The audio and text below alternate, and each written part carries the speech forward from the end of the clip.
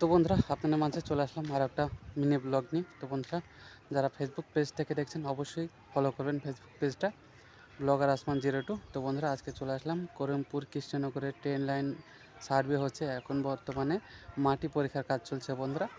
তো বলে থাকি, যদি করিমপুর কৃষ্ণনগর ট্রেন লাইন হয়ে যায় তাহলে কি পলাশী থেকে এই যে বেতায় বাজার, এটা কি যুক্ত হবে?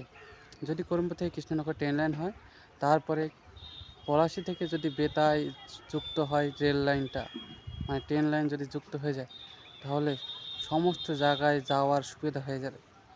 হ্যাঁ, করিমপুর থেকে কৃষ্ণনগর যদি ট্রেন লাইনটা হয়, তাহলে করিমপুর এলাকাবাসী থেকে সমস্ত যত জনগণ আছে তাদের সমস্ত কিছু কিন্তু সবার কিন্তু মানে অনেক সুবিধা হবে, কলকাতা যাওয়ার এবং সমস্ত কিছু সুবিধা হবে। তো বন্ধুরা, খুব জোরতালে চলছে করিমপুর কৃষ্ণনগর ট্রেন লাইনের কাজ। তো খুব দ্রুত কাজ শেষ করার চেষ্টা করছে। তো বন্ধুরা, এই ছিল আজকের মিনি ব্লগ।